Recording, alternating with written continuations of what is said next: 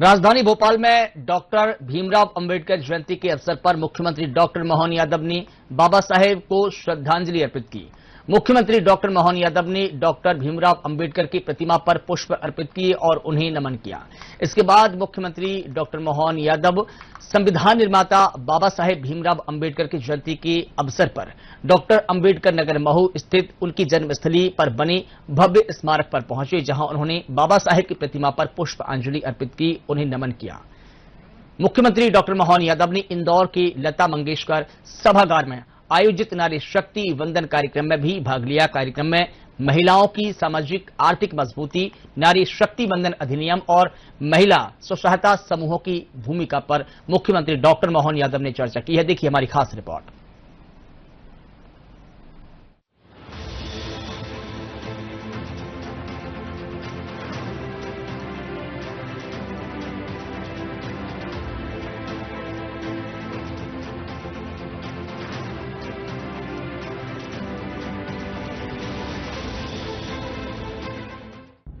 राजधानी भोपाल में डॉक्टर भीमराव अंबेडकर जयंती के अवसर पर मुख्यमंत्री डॉक्टर मोहन यादव ने बाबा साहेब को श्रद्धांजलि अर्पित की। मुख्यमंत्री ने डॉक्टर भीमराव अंबेडकर की प्रतिमा पर पुष्प अर्पित कर उन्हें नमन किया। मुख्यमंत्री डॉक्टर मोहन यादव ने कहा कि बाबा साहेब भारतीय संविधान के शिल्पकार और सामाजिक न्याय के महान पुरोधा थे। उन्होंने शिक्षा और समानता के माध्यम से समाज को नई दिशा दी और महिला सशक्तिकरण को मजबूती प्रदान की। मुख्यमंत्री ने कहा कि समता, न्याय और अधिकारों पर आधारित सशक्त भारत की जो नींव बाबा साहेब ने रखी, वह आज भी राष्ट्र निर्माण का मार्ग प्रशस्त कर रही है। उन्होंने कहा कि वंचितों और शोषितों के उत्थान के लिए बाबा साहेब का संघर्ष हम सभी के लिए प्रेरणा का शाश्वत स्रोत है। सीएम ने कहा डॉक्टर अंबेडकर ने महिला सशक्तिकरण के लिए भी काम किया। वर्तमान में प्रधानमंत्री नरेंद्र मोदी के नेतृत्व में महिलाओं के आधार का बड़ा निर्णय लिया जा रहा है। फिलहाल अंबेडकर जयंती के अवसर पर पूरे प्रदेश में श्रद्धा और सम्मान के साथ विभिन्न कार्यक्रम आयोजित किए जा रहे हैं। आज डॉक्टर भीमराव अंबेडकर की जयंती के अवसर पर ये सुखद अवसर है। भारत की आत्मा लोकतंत्र के लिए जिस प्रकार से संविधान की रचना करके अंबेडकर जी ने हमारी स्वतंत्रता को अमर बनाने का प्रयास किया, जोरदार अभिनंदन करें उनके इस अद्वितीय योगदान के लिए। सच में 20वीं शताब्दी के एक ऐसे महापुरुष जिन्होंने 1000 साल की गुलामी के विभिन्न प्रकार के कारणों पे, जिसके कारण से भारतीय समाज में भविष्य में एकजुटता आए, समाज की विसंगतियों को दूर करते हुए सामाजिक समरसता के लिए जिस प्रकार से डॉक्टर भीमराव अंबेडकर जी ने काम किया है, सच में वो वंदनीय है। हम सबके लिए सौभाग्य की बात है। उस समय के कई सारे काम उन्हें अद्वितीय किए हैं। डॉक्टर भीमराव अंबेडकर जी ने संविधान को बनाने के पहले बहनों की वर्तमान की हालत में उनकी महत्ता स्थापित करते हुए भारतीय समाज की जो अवधारणा हजार साल से चली आई, उसमें वो सारी बातों का अधिकार देने का प्रयास किया है जो सच्चे अर्थों में माननीय प्रधानमंत्री नरेंद्र मोदी जी अब लोकसभा के माध्यम से देने वाले हैं। जोरदार अभिनंदन करें माननीय प्रधानमंत्री नरेंद्र मोदी जी का, जिनने महिला सशक्तिकरण को लेकर के अद्वितीय कदम उठाया है। और वास्तव में उनके शब्दों में ये जो कदम 21वीं शताब्दी का सबसे बड़ा कदम होने वाला है। आज के समय में इसी सप्ताह के माध्यम से जब पार्लियामेंट, भारत की सबसे बड़ी सर्वोच्च पंचायत, जहां पर ये नया एक इतिहास रचा जाएगा, देश की आधी आबादी को जो उनका अपना अधिकार दे करके सरकार में, सत्ता में भागीदारी का कदम बढ़ाया गया है। सच में दुनिया के सामने भारत का ये जो उज्जवल चरित्र वाला निर्णय, जिसके कारण से भारत एक अलग प्रकार से जाना जाता है, मैं अपनी ओर से डॉक्टर भीमराव अंबेडकर जी के जीवन भर किए गए स्त्री शिक्षा के, स्त्री अधिकारों के, सभी वर्गों के कल्याण के लिए भविष्य की दृष्टि से जो अपने संविधान में हो सकता है, वो सब कुछ संविधान सभा के माध्यम से उन्हें देने का प्रयास किया।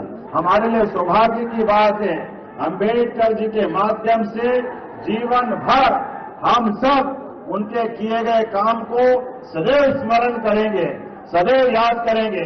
मैं आप सबके माध्यम से अंबेडकर जी के द्वारा किए गए कामों को भी स्मरण करता हूं और अंबेडकर जी की जयंती को मनाते हुए हम वर्ग संघर्ष के बजाय सामाजिक समरसता के लिए जीवन भर काम करते रहेंगे। आइए हम सब मिलकर के अंबेडकर जी को पुनः स्मरण करें। मेरे साथ प्रेम से फिर बोलेंगे, डॉक्टर भीमराव अंबेडकर अमर रहे, डॉक्टर भीमराव अंबेडकर अमर रहे। हम भारत के लोग भारत को एक संपूर्ण प्रभुत्व संपन्न समाजवादी पंथ निरपेक्ष लोकतंत्रात्मक गणराज्य बनाने के लिए उसके समस्त नागरिकों को सामाजिक, आर्थिक, राजनीतिक न्याय, विचार, अभिव्यक्ति, विश्वास, धर्म और उपासना की स्वतंत्रता, प्रतिष्ठा और अवसर की समता प्राप्त करने के लिए तथा उन सब में व्यक्ति की गरिमा और राष्ट्र की एकता और अखंडता को सुनिश्चित करने वाली बंधुता बढ़ाने के लिए दृढ़ संकल्प होकर अपनी इस संविधान सभा में आज तारीख 26 जनवरी 1949 को एतद द्वारा इस संविधान को अंगीकृत, अधिनियमित और आत्मर्पित करते हैं। मैं अपनी ओर से डॉक्टर भीमराव अंबेडकर के इस योगदान को स्मरण करते हुए अंबेडकर जी के योगदान को जीवन भर हम याद करेंगे।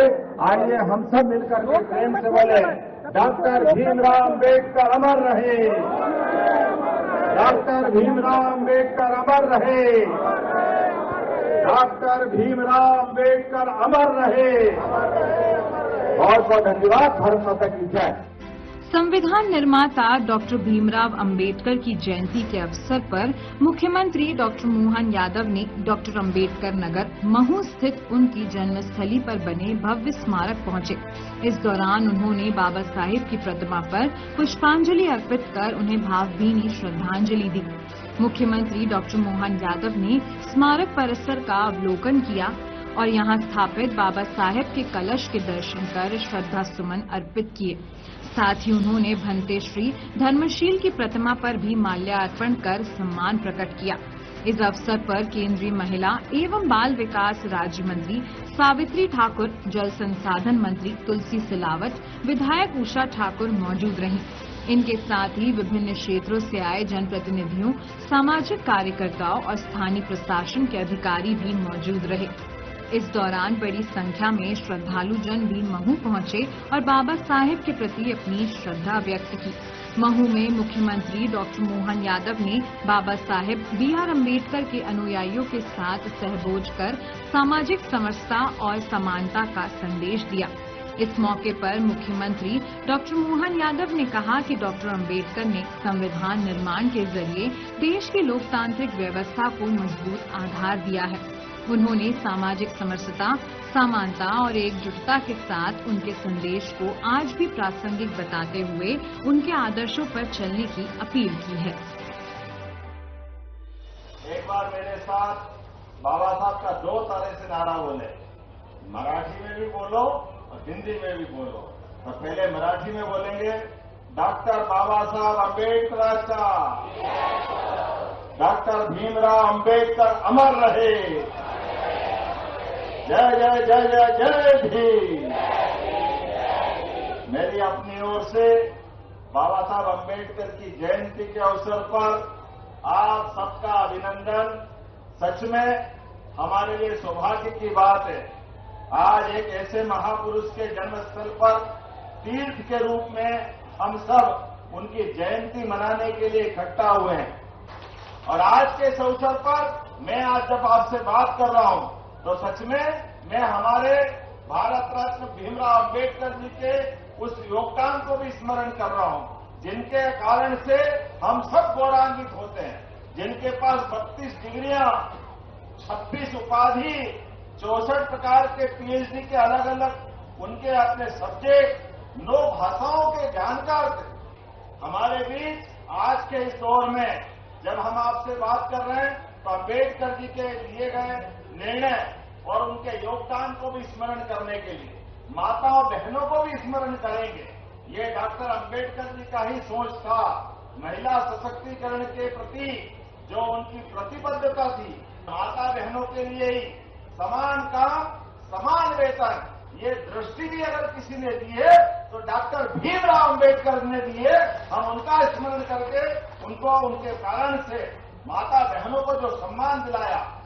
अब मैं आज के दौर में जब 135वीं जयंती में हम सब डॉक्टर भीमराव अंबेडकर को स्मरण कर रहे हैं, ये सौभाग्य की बात है। आज के प्रधानमंत्री हमारे माननीय नरेंद्र मोदी जी के नेतृत्व में इसी सप्ताह डॉक्टर अंबेडकर जी के सपने को सार्थक करते हुए 33% का आरक्षण सभी बहनों को देने जा रहे हैं। लोकसभा विधानसभा 33% का आरक्षण माता बहनों के लिए नारी सशक्तिकरण का सच में ये 21 शताब्दी का सबसे बड़ा निर्णय होगा। जब मैं आपसे बात कर रहा हूं तो आज के इस अवसर पर हमारी सरकार के माध्यम से भी बहुत सारे काम हम कर रहे हैं। जन्म स्थान पर ऐसा लग रहा होली दिवाली सब मन गई। जोरदार अभिनंदन करें हमारे बाबा साहब के अम्बेडकर जी की जन्मस्थली के। इस आनंद के साथ जब हम अपने बाबा साहब अम्बेडकर के जीवन की तरफ देखते हैं तो सच में उनके जो अलग अलग जीवन के 5 पड़ाव जहां जहां है, हर एक स्थान को हमारी सरकारों के माध्यम से हमने सबने उनको तीर्थ बना करके जिस बात के हकदार है, हमने अंबेडकर जी को नमन करने का प्रयास किया है। हमारी सरकार के माध्यम से अंतर्जातीय विवाह को प्रोत्साहन देते हुए प्रत्येक जोड़े को 2 लाख रुपया सरकार के माध्यम से दे करके जातिगत असमानता के खिलाफ हमारी सरकार संकल्पबद्ध है। इसी प्रकार से बहुत सारे प्रकार में आज हम अगर अपने एससी वर्ग के लिए एसटी वर्ग की बात करते हैं तो हमारी सरकार का 1/3 बजट हमने अपने इस वर्ग के लिए देने का निर्णय किया है। जोरदार अभिनंदन करें। आज तो अम्बेडकर जी को नमन करने का दिन है। मेरी अपनी ओर से एक बार फिर मैं उनको स्मरण करता हूं और मेरे साथ आप सभी प्रेम से बोले, डॉक्टर भीमराव अंबेडकर अमर रहे, डॉक्टर भीमराव अंबेडकर अमर रहे। सरकार के मुखिया के होने के नाते से डॉक्टर भीमराव अंबेडकर भारत रत्न के जन्म स्थान पर आना ये अपने आप सौभाग्य की बात है और हमें इस बात का भी गर्व है। डॉक्टर भीमराव अंबेडकर ने जीवन भर जिन बातों को लेकर के अपनी यात्रा प्रारंभ की, आजादी के पहले देश के अंदर सामाजिक समरसता को लेकर के हमारे दलित पिछड़े वर्गों को उनके अधिकारों को लेकर जिस प्रकार से लड़ाई लड़ी और उसका परिणाम आया कि आजादी के बाद संविधान के माध्यम से सभी वर्गों को समान रूप से लेकर चलने के लिए वो अमर ग्रंथ की रचना डॉक्टर भीमराव अंबेडकर की अध्यक्षता में हुई और भारत ने वो संविधान को अपनाया। अंबेडकर जी की जो भावना रही वो सदैव स्त्री पक्ष को मजबूत करने की रही है। माता बहनों के अधिकार को लेकर के अंबेडकर जी ने जो निर्णय किए, बाद में संविधान में अधिकार दिए, मैटरनिटी लीव, प्रसूति समय अवकाश देना, समानता की दर देना, कई प्रकार के कल्याण के कामों में, यहां तक कि हिंदू धर्म की दृष्टि से बहनों को उनका अपनी माता पिता की संपत्ति में हक दिलाना या तलाक के समय उनको गुजारा भत्ते का हक देना, ये अंबेडकर जी की दूरदृष्टि थी, जिसके कारण से पूरा देश उनको सदैव स्मरण करता है। मुझे गर्व है आज के समय में अंबेडकर जी की भाव को आगे बढ़ाते हुए माननीय प्रधानमंत्री श्रीमान नरेंद्र मोदी जी अब उसी भाव के आधार पर 33% का आरक्षण देकर के बहनों को उनका लोकसभा विधानसभा में भी संवैधानिक दायित्व का निर्णय देकर के एक तरह से लोकसभा विधानसभा में पर्याप्त प्रतिनिधि देने जा रहे हैं। 21 शताब्दी का यह सबसे बड़ा निर्णय अंबेडकर जी की जयंती के से जोड़कर देखा जाना चाहिए। मैं अंबेडकर जी के उस पूरे जीवन के प्रत्येक क्षण में जिसमें उन्होंने भारत माता की आराधना करते हुए इस प्रकार से पूरे समाज को आगे बढ़ने का रास्ता दिखाया, हम उनकी जयंती के अवसर पर उनको स्मरण करें। प्रदेश के मुख्यमंत्री डॉक्टर मोहन यादव ने इंदौर के लता मंगेशकर सभागार में आयोजित नारी शक्ति वंदन कार्यक्रम में भाग लिया। इस कार्यक्रम में महिलाओं की सामाजिक आर्थिक मजबूती, नारी शक्ति वंदन अधिनियम और महिला स्व सहायता समूहों की भूमिका पर चर्चा की गई। जिसका उद्देश्य महिला सशक्तिकरण को बढ़ावा देना, महिला स्व सहायता समूह NGO के माध्यम से महिलाओं को आत्मनिर्भर बनाना है। कार्यक्रम के दौरान महिलाओं के प्रतिनिधित्व को बढ़ाने वाले नारी शक्ति वंदन अधिनियम के महत्व पर प्रकाश डाला गया। इस कार्यक्रम में विभिन्न क्षेत्रों से आई महिलाओं ने उत्साहपूर्वक भाग लिया और उन्हें सम्मानित किया। मुख्यमंत्री डॉक्टर मोहन यादव ने कहा कि मध्य प्रदेश हमेशा से महिला सशक्तिकरण के मामले में देश के लिए एक मॉडल राज्य साबित होता रहा है। हमारी सरकार ने महिलाओं को प्रदेश के विकास का भागीदार माना है। लाडली बहना और लाडली लक्ष्मी योजना जैसी योजनाओं ने करोड़ों बहनों और बेटियों को आर्थिक रूप से आत्मनिर्भर बनाया है। मध्य प्रदेश देश के उन अग्रणी राज्यों में से एक है जिसने पुलिस भर्ती से लेकर शिक्षक भर्ती तक अपनी बेटियों को विशेष अवसर प्रदान किए हैं, जिससे वे प्रदेश की शासन व्यवस्था का हिस्सा बन सके। हमने स्व सहायता समूह से जोड़कर ग्रामीण अर्थव्यवस्था की कमान भी हमारी बहनों के हाथों में दे दी है। यह निर्णय केवल एक राजनीतिक निर्णय नहीं है, यह निर्णय हमारे धर्म, हमारी परंपरा और नैतिक मूल्यों के पुनरुद्धार का निर्णय है। हम विश्व गुरु बनने की ओर जा रहे हैं, ऐसा विश्व गुरु जो नारी के सम्मान को सर्वोच्च रखेगा। यह निर्णय 21वीं सदी का सबसे बड़ा निर्णय है, जो नया इतिहास रचेगा, अतीत के संकल्पों को पूरा करेगा। वर्तमान में मध्य प्रदेश के नगरीय निकाय पंचायतों में पहले से ही 50% का आरक्षण दिया जा रहा है। मैं इसके लिए हमारे मध्य प्रदेश की सरकार को बहुत हृदय से धन्यवाद देती हूँ। हम सबका सौभाग्य है कि स्वाधीनता के बाद जब रानी दुर्गावती जी की 500वीं जयंती, रानी अब्बक्का जी की 500वीं जयंती, लोकमाता अहिल्याबाई होलकर की 300वीं जयंती पूरा देश मना रहा था और वंदे मातरम के 150 वर्ष, ऐसे में नारी शक्ति वंदन अधिनियम का आना, लोकसभा विधानसभाओं में बहनों की प्रतिभागिता बढ़ना केवल भारत ही नहीं पूरे विश्व का संदेश है कि भारत यत्र नार्यस्तु पूज्यन्ते रमन्ते तत्र देवता केवल कहता ही नहीं है, हम सबके भावों के अंदर वो है। स्वाधीनता के पश्चात जो भारत का मूल तत्व है उसको आधार बनाकर के अधिनियम लाया गया। सदियों से इस भारत की पहचान दुनिया में 200 से ज्यादा देश है, वो देश सब अपने को पुरुष सत्ता से जोड़ते हैं, पुरुष आधारित समाज उनका है। हमारे यहाँ परिवार संस्कृति में सनातन संस्कृति के माध्यम से आदिकाल से हमारे लिए ये देश भारत माता की इस आनंद के साथ रोम रोम से रोमांचित होता है। और आगे बढ़कर के हम तो अपने ग्रह नक्षत्र में भी, नवग्रह में भी पृथ्वी को माता मान करके मातृ सत्ता के प्रति हमारा आदर व्यक्त करते हैं। और होना भी क्यों न चाहिए। अतीत के काल से हजारों हजार उदाहरण भरे पड़े हैं। मां और बेटे का सबसे अच्छा उदाहरण इस देश में भगवान कृष्ण और यशोदा मैया से जाना जाता है। सब जानते हैं कि मां और बेटे का संबंध का प्रतिमान किसी को बताना तो यशोदा मैया का नाम लो तो कन्हैया अपने आप याद आ जाता है। हमारे लिए सौभाग्य की बात भी, लेकिन उसके पीछे का त्याग भी देखने की जरूरत है।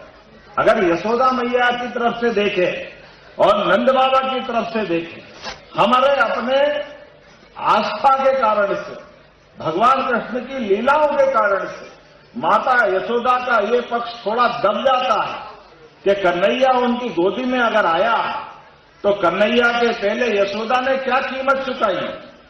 नंद बाबा और वसुदेव दोनों दोस्त हैं और अपने दोस्त के 1 नहीं, 2 नहीं, 3 नहीं, 4 नहीं, 7 बच्चों को जेल के अंदर पैदा होते ही कंस ने पत्थर पर पटक करके नारियल की तरह फोड़ करके मारा।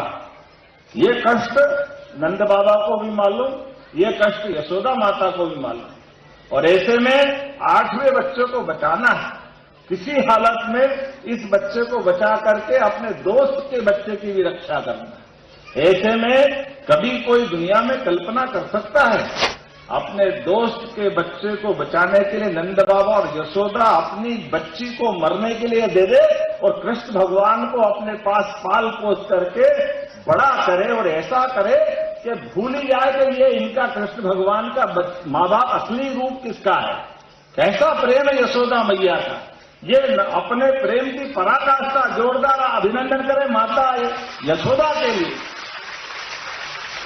भगवान कृष्ण के जीवन का हम सब जानते हैं, उनके दो माँ बाप वसुदेव देवकी, वो तो 11 साल की उम्र में मिले जब कंस को मार दिया, लेकिन कृष्ण भगवान पर बाल बराबर भी कष्ट आ जाए तो यशोदा माँ अपनी जान की बाजी लगा देती थी। क्या बच्चे को पाला पोसा बड़ा किया है, सच में आल की पाल की।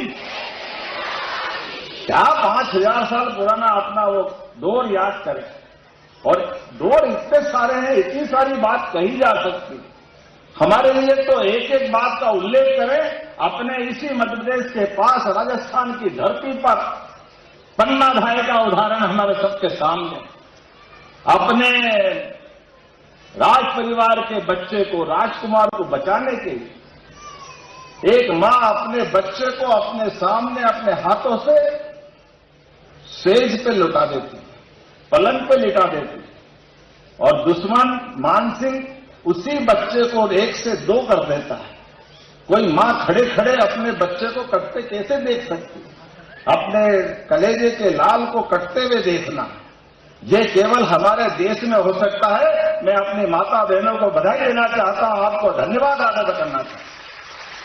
ये हमारी संस्कृति है, ये हमारी विशेषता है, और इसलिए एक नहीं कई सारी बातें इसी स्थान पर अहिल्या माता को याद करते, जिसने अपने शासन काल के अंदर सुशासन की उत्कृष्ट मिसाल हासिल कर दी, और अपने परिवार के लिए भी शासक का पहला दायित्व तो प्रजा की हित रक्षा के लिए, और उसी भाव से पूरा जीवन यशोदा मैया की तरह अहिल्या माता ने भी अगर गुजारा तो अपने बजाय परिवार के बच्चों के, अपने खुद के खून के लिए, वो प्रजा के लिए जीते जी देवी बनकर के शासन चलाया। या अहिल्या महारानी ने बताया हम सबके सामने। उनके जीवन काल में, उनके शासन काल में उनके राज्य पे कब्जा करने का मौका आया, तो कब्जा करने वाले आने वाले पेशवा से भी लड़ने के लिए नारी शक्ति की सेना बनाई, और सेना बना करके तलवार लेकर अहिल्या माता आगे खड़ी हुई, और युक्ति बुद्धि से भी तरीका लगाया। युद्ध में बराबर करना हो तो कोई दिक्कत नहीं, लेकिन पत्र लिख करके अपनी बुद्धिमत्ता का परिचय भी दिया कि भाऊ उज्जैन तक तो तुम आ गए, अगर इंदौर की तरफ आ रहे हो, आओ, हमारे तलवार, हमारी सेना तुम्हारा स्वागत करने के लिए तैयार है। लेकिन याद रखना, इतिहास में ये बहनों के साथ होने वाला युद्ध तुमको दोनों तरफ से किस प्रकार से एहसास कराएगा। अगर हम हारे तो भी ये माना जाएगा कि हमने अपने देश पे प्राण न्यौछावर कर दिए, और तुम जीते तो लगेगा बहनों को हराकर क्या तीर मार लिया। ये अपनी युक्ति बुद्धि के साथ दोनों स्थिति में तुमको क्या होने वाला, हम हारने वाली नहीं है, हमको जीतेंगी तो तुम्हारे माथे पे कलंक लगेगा कि बहनों ने एक बड़े योद्धा को हराया, अब तुम्हारे हाथ में तुमको क्या करना चाहिए। और एक ये नहीं, रानी दुर्गावती, ये मध्य प्रदेश की धरती तो बहनों के ऐसे पराक्रम पुरुषार्थ से भरी पड़ी है। यही रानी अपनी दुर्गावती, जबलपुर की रानी, पूरे क्षेत्र में अकबर के उस शासन काल में जब अकबर का पूरा देश नाम थर्राला था पूरे देशवासियों का, लेकिन रानी दुर्गावती ने 1 नहीं 2 नहीं 52 युद्ध लड़े, और 52 ही युद्ध में हमेशा युद्ध में विजय प्राप्त की। और आखिरी युद्ध था, उस समय नया प्रयोग हुआ तोप का आना हमारे देश की सेना और बाकी व्यवस्था के लिए नया प्रयोग था। ऐसे में हाथी घोड़े जो हमारे युद्ध में उस समय के सहायक थे, तोप की आवाज से इनके मन में भय हो जाता था। और उसके हाथी का क्या हुआ वो तो 2000 साल पुरानी बात, लेकिन अभी 400 साल पहले हमारे मध्य प्रदेश की धरती पर जब ये घटनाक्रम आया और रानी दुर्गावती ने अपने महावत से कहा कि महावत, ये युद्ध मुझे मालूम है जरा आखिरी मौके पे आएगा और किसी भी कारण से इस युद्ध में अगर पराजय की तरफ अपनी सेना बढ़े तो अपने सैनिक से कहा कि ये सैनिक, ये खंजर तुमको देती हूं, मैं जीते जी युद्ध करूंगी और मरते हुए भी मैं अपने शरीर को दुश्मन को देना नहीं चाहूंगी, इस खंजर से तुम मेरा शरीर का अंत कर देना, ये तुमको ड्यूटी देती हूं। अब युद्ध वास्तव में सायंकाल खतरनाक मोड़ पे पहुंचा। लगातार जीतते जीतते बाजी पलटी तो उससे हाथी भागने लगे और पराक्रम का पराकाष्ठा करने के बाद भी रानी दुर्गावती युद्ध के आखिरी मौके तक पहुंची और पहुंचते पहुंचते एक तीर लगा दुर्गावती की आंख से। आंख फोड़ते हुए तीर खोपड़ी से बाहर निकला। दूसरा तीर लगा, रानी की आंखें बाहर होती जा रही। ऐसे में एक आंख से कड़क से देखते हुए उन्होंने अपने सैनिक से कहा, सिपाही तुमको क्या आज्ञा दी? सिपाही हाथ जोड़ के खड़ा हो गया। मां, मैंने जीवन भर आपका नमक खाया, आपने मुझे बच्चों की तरह पाला, मैं मेरे हाथ से आपका कैसे वध कर सकता हूं? ये मैं सोच भी नहीं सकता हूं। आपको मारने के पहले मैं अपना प्राणांत कर लूंगा। मां ने कहा, रानी ने, कि तेरे को इस दिन के लिए नहीं रखा था मैंने। नादान, तेरी ममता छोड़ और अपने हाथ से खंजर छीना और खुद के सीने में डालकर बलिदान हो गई। ये गौरवशाली अतीत अपने इस प्रदेश का। ऐसे एक नहीं कई सारी बातों को मैं सुना सकता हूं, लेकिन आज तो हमारे बीच यशस्वी प्रधानमंत्री के नेतृत्व में, और वो तो झांसी की रानी से लगा करके पता नहीं कितने प्रकार की सब देवियों को याद करें। लेकिन अभी अभी राम मंदिर में उमा भारती जी का भाषण हमने सुना। हमारे बीच विशुद्ध परिषद की हमारी साध्वी दीदी, क्या नाम है दीदी का? वसुंधरा जी। वसुंधरा जी बोलते थे तो कांग्रेस की धरती डोलती थी। क्या माहौल बनाती थी वसुंधरा जी, ऋतुंबरा जी। और हमारे बीच तो इसी इतनी पवित्र धरती पर दुर्भाग्य के साथ कहना पड़ेगा, कांग्रेस की नेता इसी धरती पर वंदे मातरम का अपमान करे, भारत माता का अपमान करे।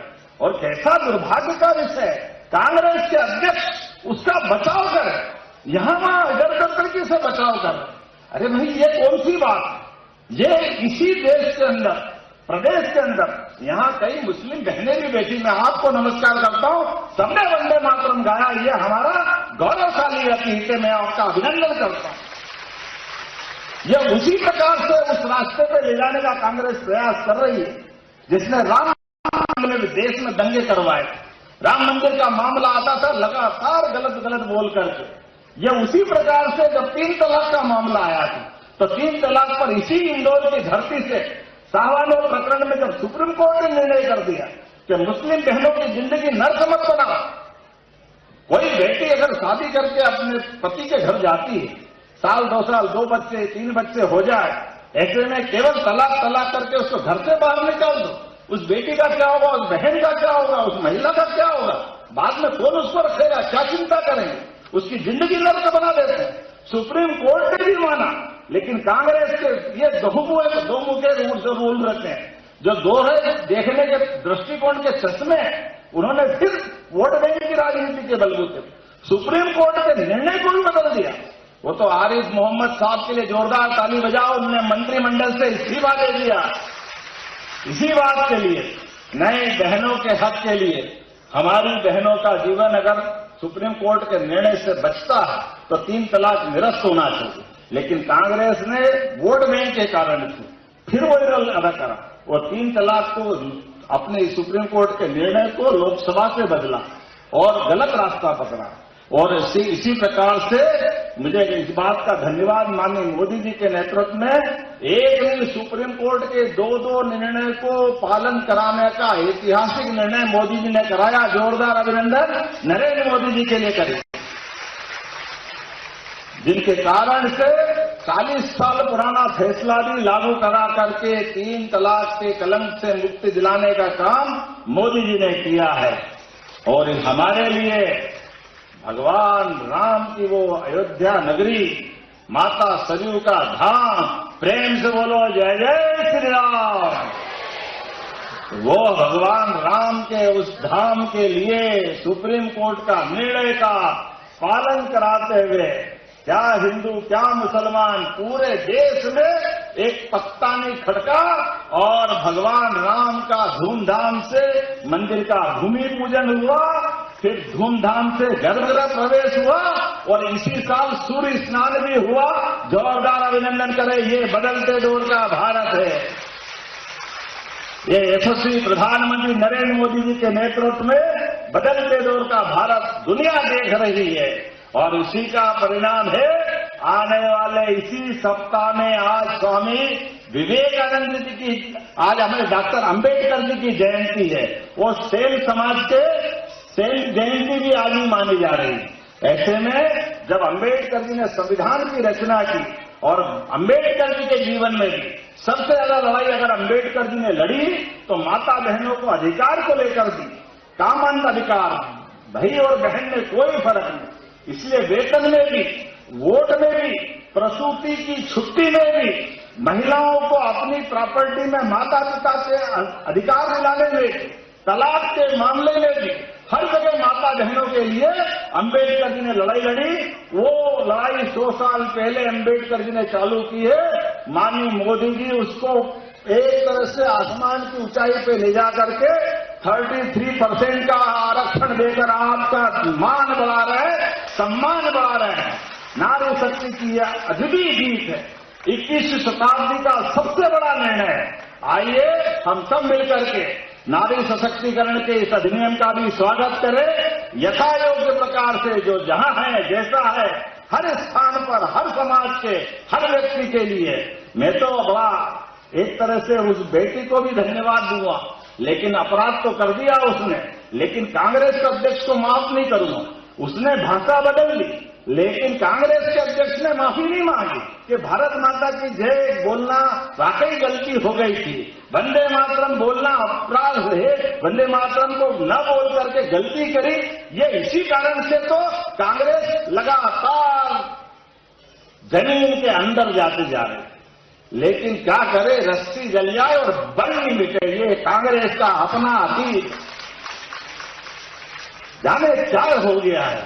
लेकिन जैसी करनी, जो जैसा करेगा भरेगा, हम क्या करेंगे। इसलिए तो शंकर भैया लड़ते तो कांग्रेस मैदान छोड़ जाती है, यही रिकॉर्ड बनता है। इसी तरह से अगर आप बढ़ते रहोगे, मैं उम्मीद करूंगा आज के इस पूरे कार्यक्रम में, आज अंबेडकर जयंती के अवसर पर मोदी जी जो लगातार अपनी सरकार के माध्यम से एक से बढ़कर एक देश के हित में निर्णय करने जा रहे हैं, ऐसा 21वीं शताब्दी का सबसे बड़ा निर्णय होने वाला है। मैं आप सबको बधाई देता हूं, आपका वंदन करता हूं, अभिनंदन करता हूं। मेरे साथ प्रेम से बोलो भारत माता की।